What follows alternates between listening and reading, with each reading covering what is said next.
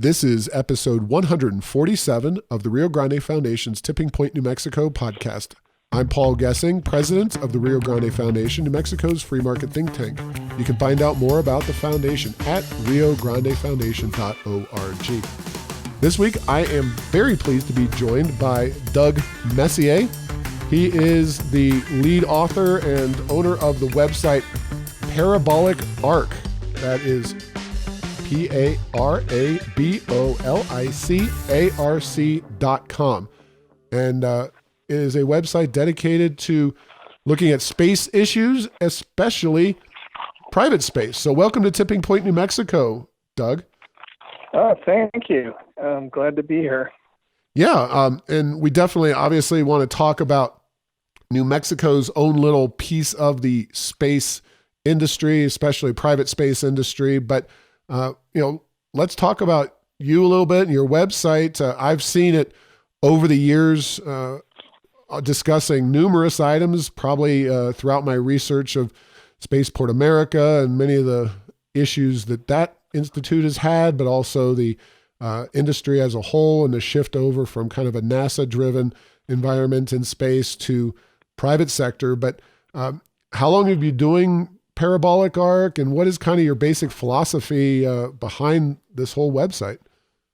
Yeah, we've been doing this for about 11, 12 years now. I think almost 12 years. And the basic focus is on commercial space, which is a sector that's growing rapidly. It's just, I don't want to use the word explosion, but it's been exploding lately, which is not a good thing in space, but in terms of an industry, it has been. And I've been looking at particularly all the commercial stuff that's been going on, the commercial crew. You just had a test at White Sands this morning of the commercial crew vehicle that Boeing is building. It was an abort test. And I live in Mojave, so there's a lot of commercial stuff going on here, including Virgin Galactic and Stratolaunch, which is a massive airplane to launch rockets, air launch rockets, and there's other companies here. So I've been focusing on the commercial side, but we also focus on NASA, what NASA's doing, what all the global industry, all the global space agencies are doing, and the commercial ventures that are growing in China and elsewhere. So it's really a global look at commercial space and trying to keep on top of it. And it's become much more of a challenge. When I started, there were a handful of articles a week that I would post and press releases and analyses and links to other stories. And now it's probably a half a dozen things a day that are going on.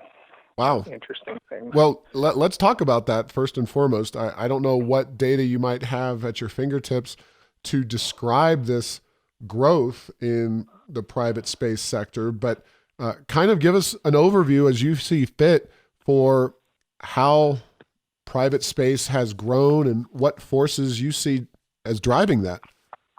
Well, there's a number of different forces. One is miniaturization. So many years ago, decades ago, they started with something called a CubeSat, and this was an academic project.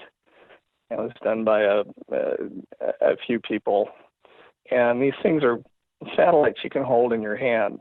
So a 1U CubeSat you could hold in your hand. They're about 11 centimeters by 11 centimeter cube, and then you put those together, it becomes a 2U, 3U, 4U CubeSat.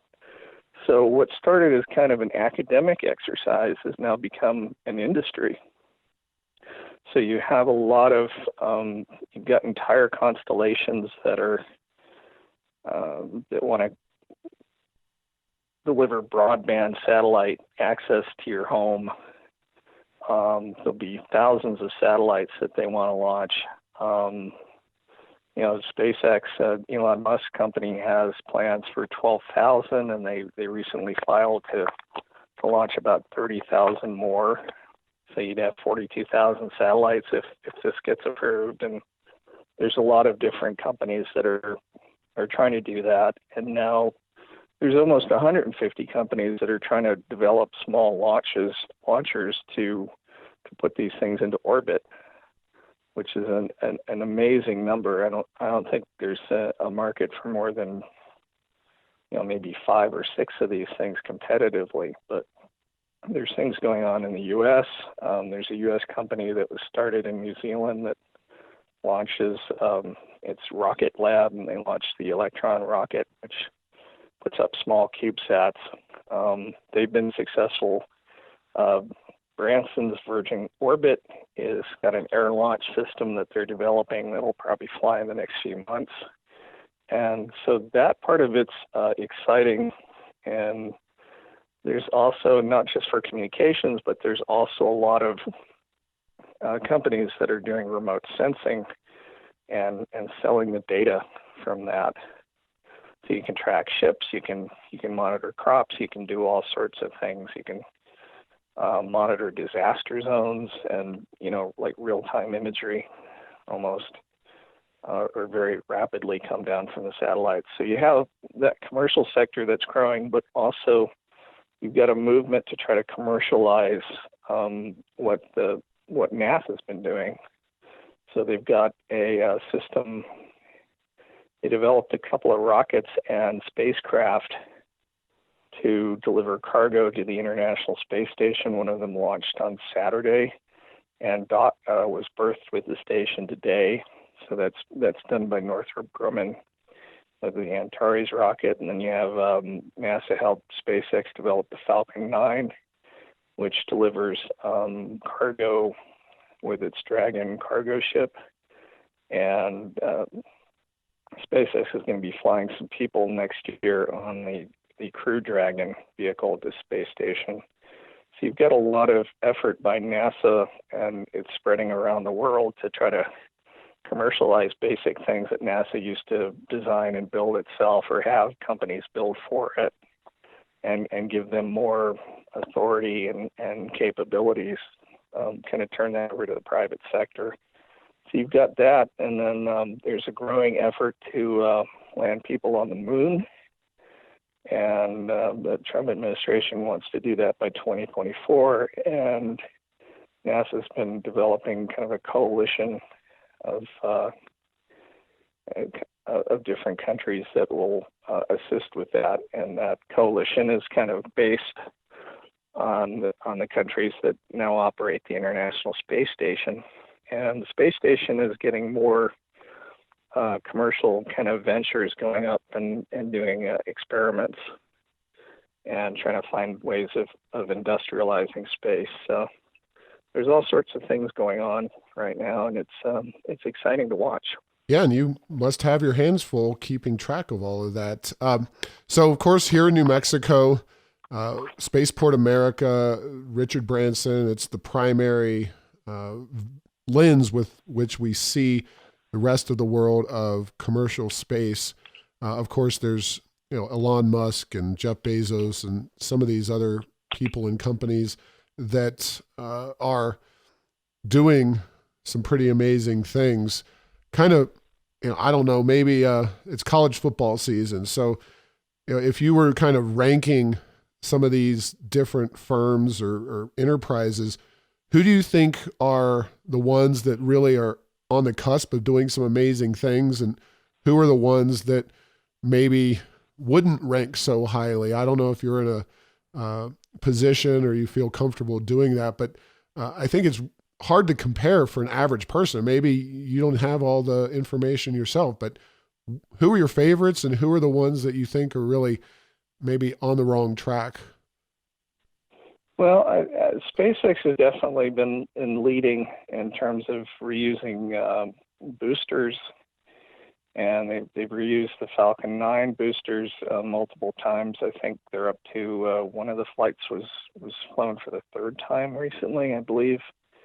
And so that whole recycling and not throwing away entire boosters and is being led by SpaceX, and it's being picked up around the world. There was a Chinese launch, I think today or over the weekend, and they actually had grid fins similar to those that are used to kind of guide the first stage of the Falcon 9 down to landing. And I saw the Falcon Heavy launch, which was in February of last year. I was actually in Florida for that, on the beach watching that, and it's pretty astounding that the Falcon Heavy is basically 3 first stage cores of the Falcon 9 with an upper stage. And this was a time when Elon had launched his red Tesla into deep space. And so we're watching this, and the 2 side boosters peel off, and we can see the burns coming down, and then they landed kind of on the other side of some dunes. We're not on the other side, but several miles away. They kind of disappeared below the dunes, but that was pretty spectacular to see. So they're on the right track, and they'll be flying some crew members to station on their new Crew Dragon vehicle sometime next year, probably in the second quarter. So they're doing some amazing things, and he's also got this massive rocket that he's beginning to develop and fly that he hopes will take like 100 settlers to Mars one day and be able to go to the moon and also do point-to-point. It's a very ambitious project. We'll see how well it works. But definitely SpaceX. Blue Origin is Jeff Bezos' company. They've flown 11 times. They've flown a rocket 11 times to suborbital space, and they're likely to be the main competitor for Virgin Galactic. They haven't flown any people on it yet. They're planning 2 more flights in the next few months, and then we'll start flying some people that can carry, I think, 6 people up on short suborbital flights above 60 miles. And the thing about that is it's reusable. The capsule comes down under parachute, and the single stage rocket lands similar to the Falcon 9, the way that one lands. So they've been very impressive. They've been going very slowly, but they also have larger ambitions for orbit. They're supplying engines for a new United Launch Alliance rocket called the Vulcan. So they're in partnership with that, and Vulcan, they're hoping to recover part of that rocket that ULA does. And also Bezos' Blue Origin company has plans for lunar delivery of cargo, and they're working on a big rocket called New Glenn. So we'll see where that goes. That's supposed to fly in the next couple of years. And they're also they've also formed a coalition of different companies to bid on a NASA lander that would take astronauts to the South Pole of the moon, hopefully by 2024. So those companies are up there. I mentioned Rocket Lab, which is started in New Zealand, but is now a U.S. company. They're launching small satellites and from New Zealand, and also building a launch complex that should be ready in the next few months in Virginia at Wallops Island to launch from there. So there's a lot of companies coming up. There's also Firefly Aerospace, which is founded by the former kind of chief engineer. I don't know if it was a chief engineer. He's founded by a former Virgin Galactic engineer who's in charge of propulsion there. And so those are 3 companies off the top of my head, and I'm probably missing a lot. So I'm probably going to get a lot of abuse over this. Well, not in our crowd, because like I said, we're pretty focused here on Spaceport America, but it is an interesting industry. It's fast growing. It's confusing and hard for average folks to keep up with what's going on. So you didn't really mention Branson and Spaceport America as one of the ones that really blowing the doors off. And maybe it's because they're doing something a little differently at Spaceport America. They're talking about, as they have for many, many years now, launching manned space tourism flights. They've got a bunch of people signed up, but we haven't seen anything really happening there at Spaceport America, which of course is a taxpayer-financed spaceport in southern New Mexico. At this point, we're talking probably getting close to at least 250, perhaps $300 million in taxpayer expenditure just on the buildings and the infrastructure, et cetera, as time has gone on. And you wrote an article, September 25th, 2019, Spaceport America and Virgin Galactic, the numbers never added up. You talk about the construction revenues, so we can talk about that, the jobs, the spending, and some of the plans, very aggressive plans for the schedule for space launches and how it just didn't make sense. So let's talk a little more detail about Spaceport America from your perspective and Branson's company, which is now going public. Yeah, it went public last week on the New York Stock Exchange. So Branson was there with his crew and doing interviews and so on. And they went public by basically merging, or more accurately, being acquired by an existing investment company that was already being traded. People had put money into this investment company, and the company's goal was to acquire a company.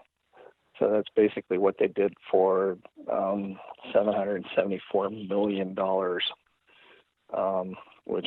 and Branson's and other investors had already put $1 billion into his various companies. And his various companies include Virgin Orbit, which I mentioned before, that's launching small satellites from an airplane, and also the Spaceship Company, and which builds Spaceship 2s and White Knight 2s for space tourism, and Virgin Galactic itself.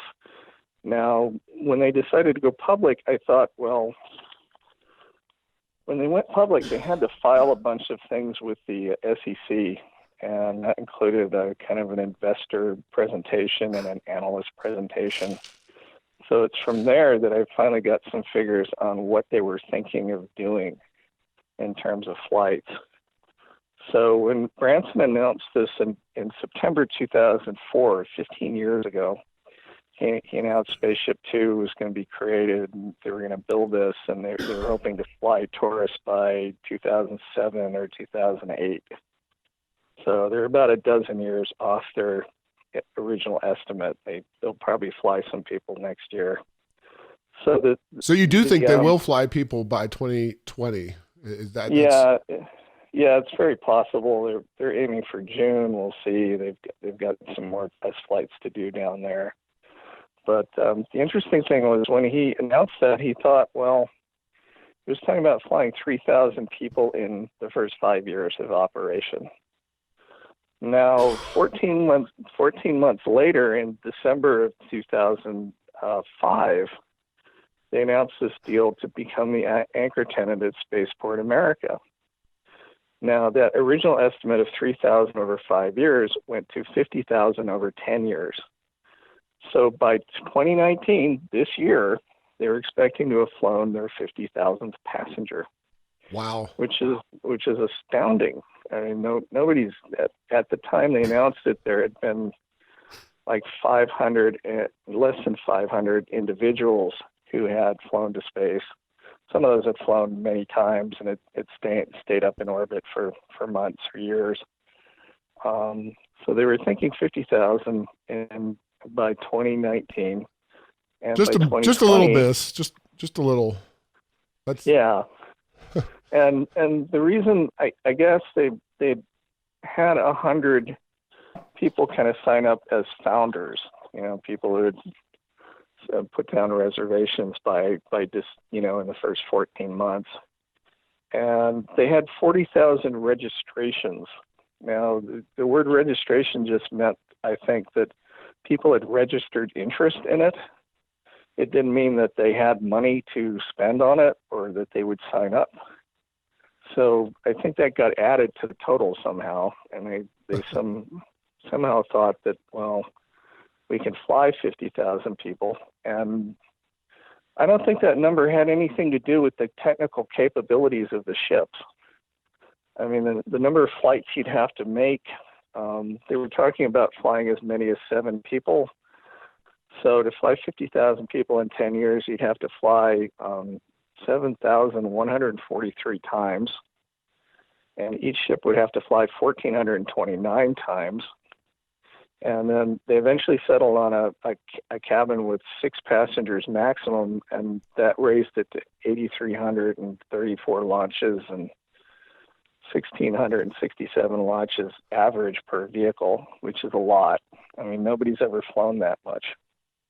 I don't think airplanes fly that much, let alone spaceships. Well, airplanes probably over lifetimes, but to date, to this day, there's been 321 orbital launches and only 20 suborbitals. And the X-15, which is kind of the closest thing to Spaceship Two, it was a suborbital research plane. Well, it was a research plane that flew for 9.5 years in the 1950s to 1960s. And it managed to get to a Mach 6.7 and got up to 67 miles above the Earth. That flew 199 times, and 13 of those flights went above 50 miles, which is the kind of U.S. definition of space, and one of those crashed and killed the pilot. So you're talking about what they were promising in 2005 was just, very, very ambitious, and it doesn't seem to make any sense whether they could even do that. And part of the sales pitch, and they got the counties to people in 2 counties to agree to raise their sales tax to help pay for this. Part of the sales pitch was that this was going to be by 2020, they'd have $750 million total revenues from an aerospace cluster that would employ 3,500 people, and so they were going to use Spaceport America and Virgin Galactic to build an aerospace industry in southern New Mexico. And with the lack of flights and the lack of activity there, it really hasn't happened. You're talking about people, hundreds of jobs instead of thousands. So, and the other odd thing about this is that they're going to spend $225 million on the spaceport, and I think that was reduced to like 205 or 202.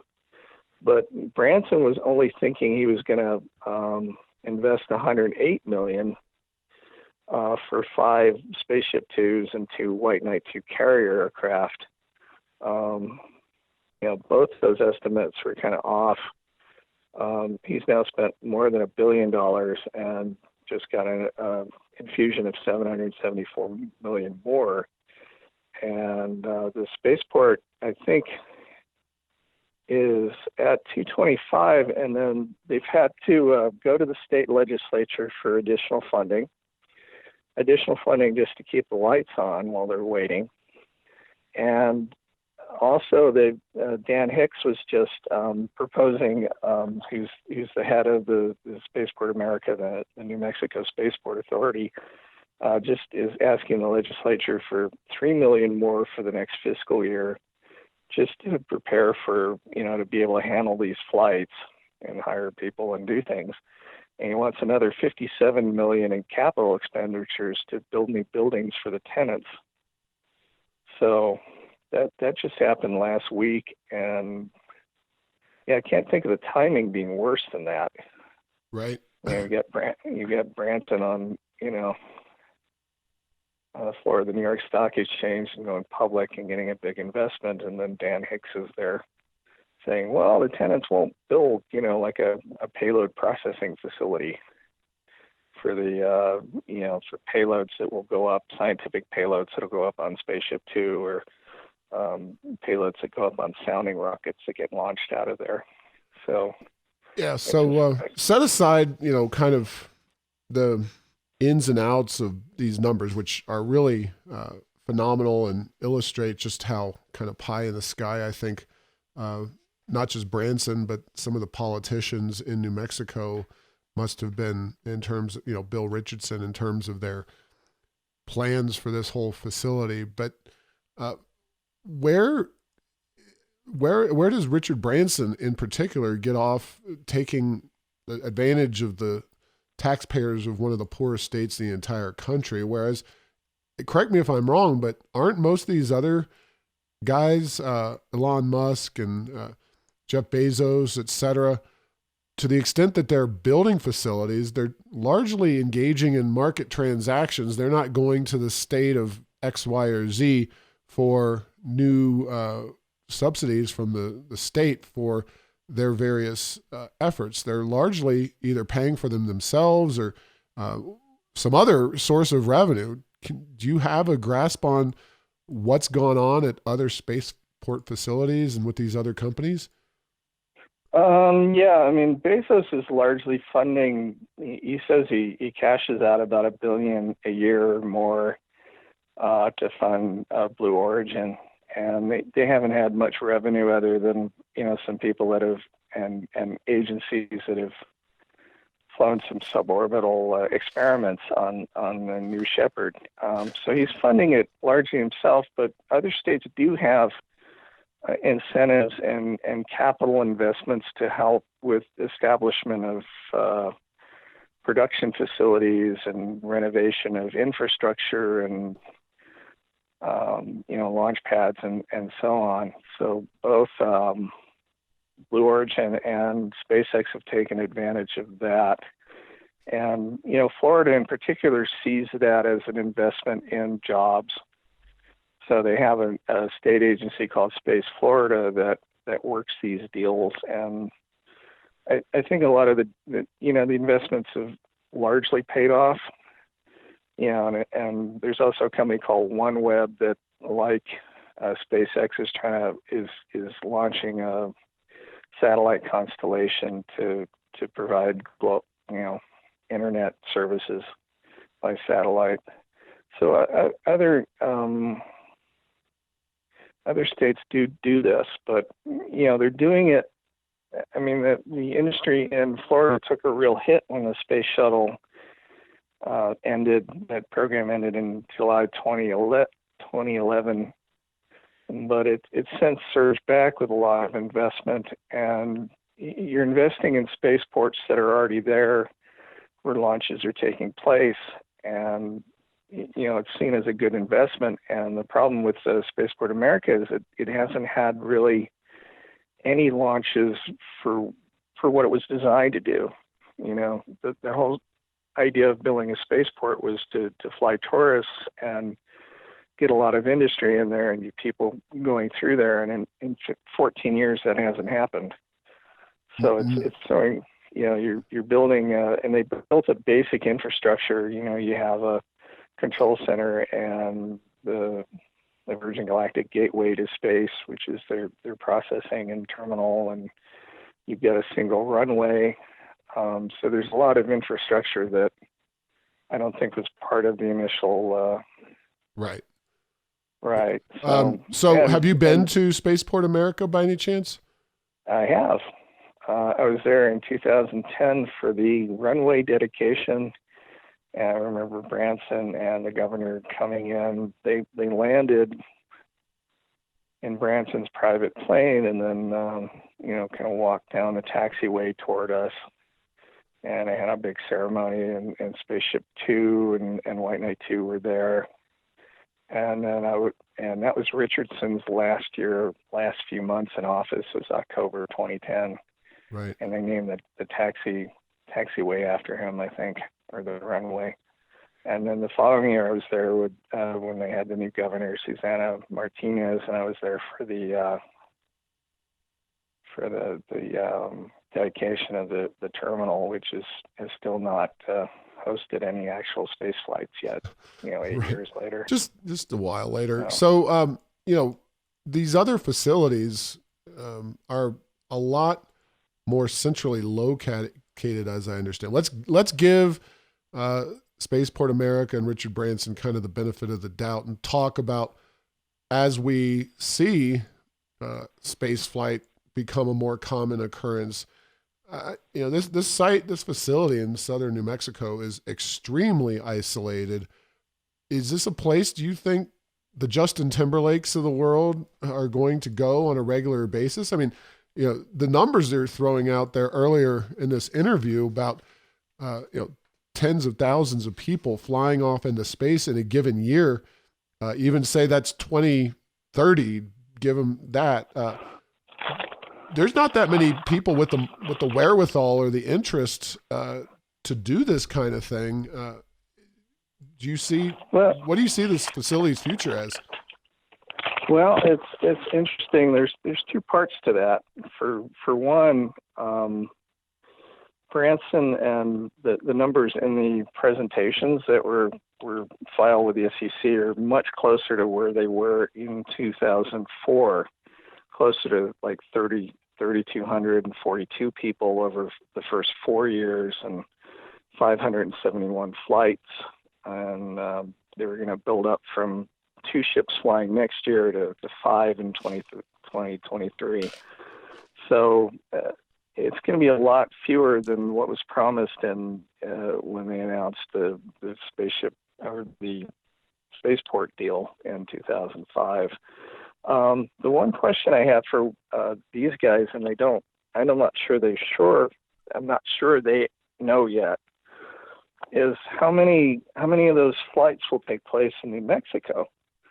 Now, Virgin Galactic is currently negotiating with the officials in the United Arab Emirates to fly vehicles from there. There's a group in southern Italy that wants to build a spaceport. Virgin signed many years ago a deal with in Scandinavia to fly and to be able to fly to the Northern Lights.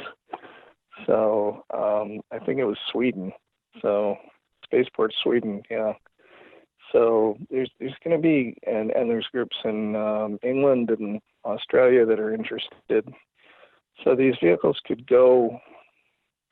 be flying elsewhere. And if you want to launch from southern New Mexico and see, the Southwest, or do you want to, launch from the boot of Italy and see the whole Mediterranean?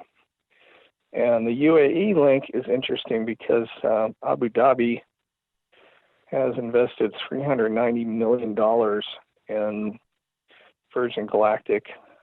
They invested $280 for the for Spaceship Two, and then I think $110 million more into like Virgin Orbit for a launch vehicle. So they're very interested in having that in the UAE somewhere and getting something out of their investment.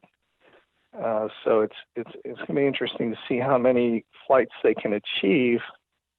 571 flights in 4 years is quite ambitious, and by 2023, to reach the 270 flights they want to launch that year, you'd have one of these things flying every 32.4 hours.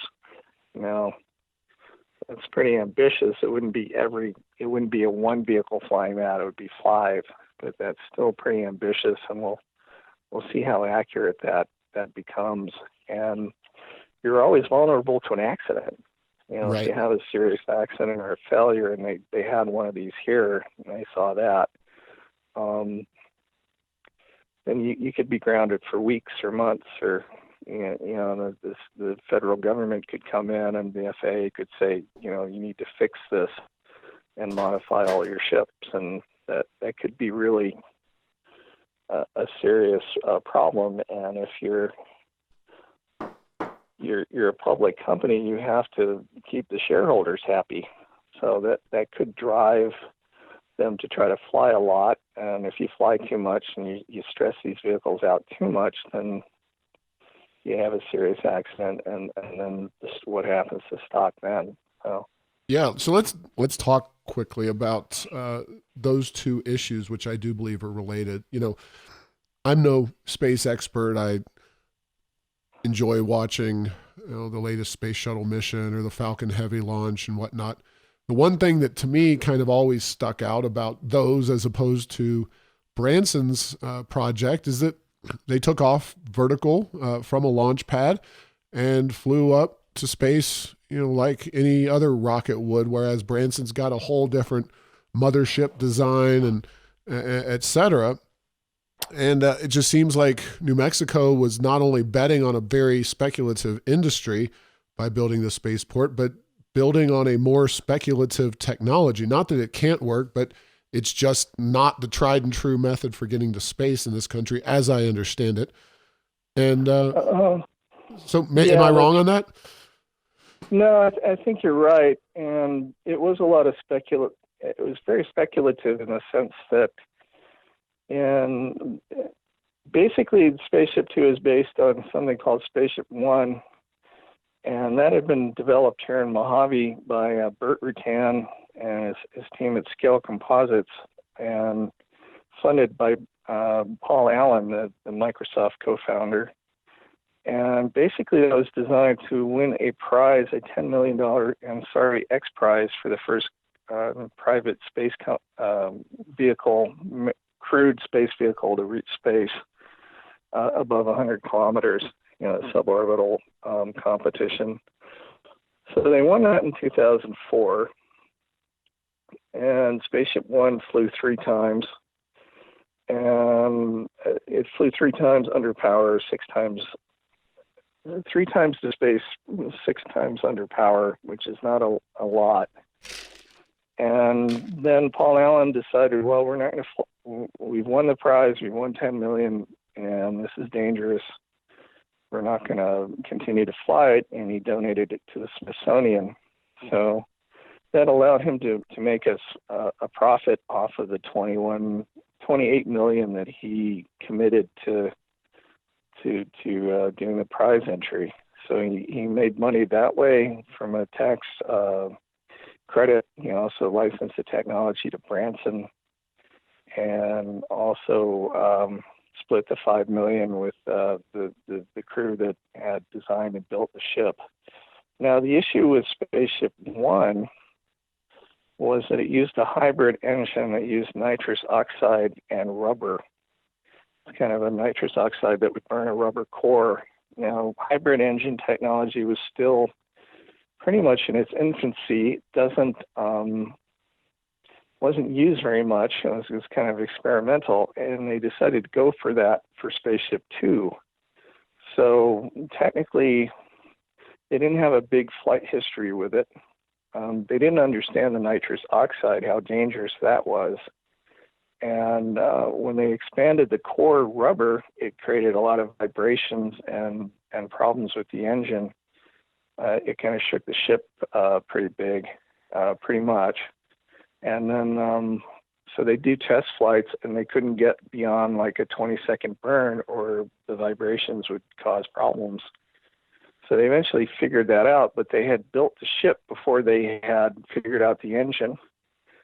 So the ship that they have now is kind of overweight and underpowered, and that's been a problem, a bit of an issue over the years. So you were really on a technology they didn't understand very well. And in 2007, that came back and bit them. They had an explosion of nitrous oxide on the test stand. They were testing a new valve, and it exploded, and they had 3 guys that got killed and 3 other ones that ended up in the hospital. And then this feather device, which reconfigures the set for reentry, kind of turns it into kind of an L shape. That's what bit them in 2014 when the ship crashed. And ended up deploying in power descent, and that the ship broke up and fell all over the desert. I was out there for that. So the technology wasn't very proven. There wasn't a lot of flight history with it. The guys out here were a bit arrogant and overconfident in their ability to do things, and then You also had Branson, who was constantly promising dates that had nothing to do with anything that was going on out here. I'd hear these dates and I'd know what was going on, and it would be like, what the hell is he talking about? They're not going to fly by then. They don't have an engine. They haven't figured out the engine yet. So there's a lot of a lot of speculative stuff here, and I don't think that was appreciated at the time. And Virgin Galactic is now involved in building spaceships and White Knight 2s and building, through Virgin Orbit, building launchers. But at the time, they were just kind of a PR operation back in 2005. So they were just hype. And I think it really frustrated Burt Rutan and his team at Scale were building these things, and it was like, stop making promises we can't keep. So we've got just a few more minutes to go, and boy, this has been a very eye-opening and informative podcast. I'm sure folks will agree, but so more elementary in terms of this whole issue. We talking about the actual spacecraft taking folks up. Who approves and gives the final blessing for this thing going up to begin with a group of people on board? Is it the FAA or is there some space regulatory agency that is going to give the final go-ahead to Virgin Galactic and Richard Branson to start taking people to space? Well, the FAA has granted them a launch license. There's an office called the Office of Commercial Space Transportation that oversees this. Now, the way they passed a bunch of regulations following the Spaceship One success in 2004, and the FAA is mainly concerned with making sure that the spaceship doesn't kill anybody on the ground, that it doesn't hurt or kill or damage any property on the ground and people. And they don't have any authority at the present time to formulate any safety regulations to protect the pilots or the passengers. So it's up to how good the company is at safety as to how well you're how safe it's going to be. And they can only really do that after there's a close call or an accident, and they can start formulating regulations. But the idea was to allow the companies to experiment with different designs and not have the government come in and regulate everything and dictate everything down to the nth degree. So the FAA, I'm not sure what exactly the process is, but I think they already have a launch license and they're operating right now, so they can pretty much do what they want, I think. So just to be 100% clear, the FAA has given them a license to launch whenever Branson decides they want to, and they have no recourse, or there's no responsibility for anybody on that space launch plane. That it's all about not killing somebody on the ground. Yeah, that's exactly it. I think the launch license allows them to start flying people. They were previously they were operating under an experimental permit, which allowed them to, fly on an experimental level.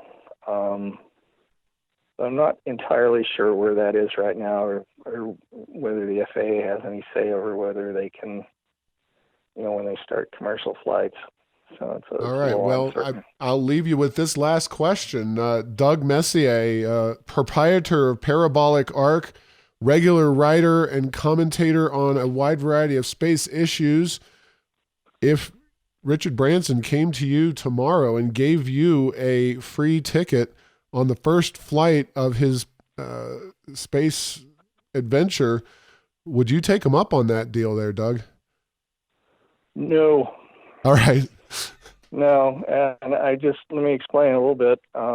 First, it's a $250,000 ticket, so I would not accept that. Just on general principle, and two, I don't know how safe it's going to be. Okay. Well, the general principle thing I appreciate, but trying to get beyond that in the spirit of the question. But I think the safety issue is definitely at the heart of what we're talking about here. So I want to give you an opportunity to plug anything real quick about your website or your efforts.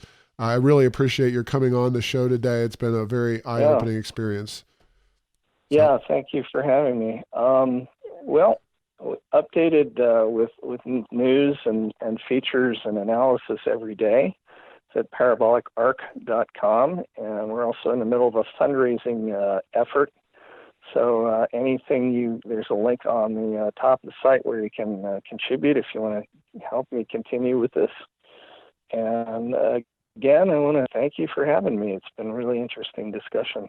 Good deal. And really important discussion for the future of New Mexico and Spaceport America.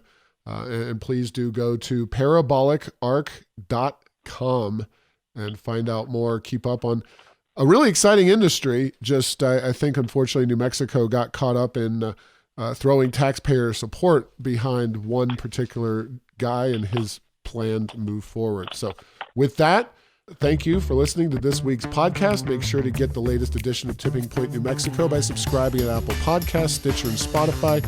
You can post or comment on this and other episodes on Facebook and Twitter, and tell Google Home to play Tipping Point New Mexico. Thanks to Path 3 Marketing for producing this show.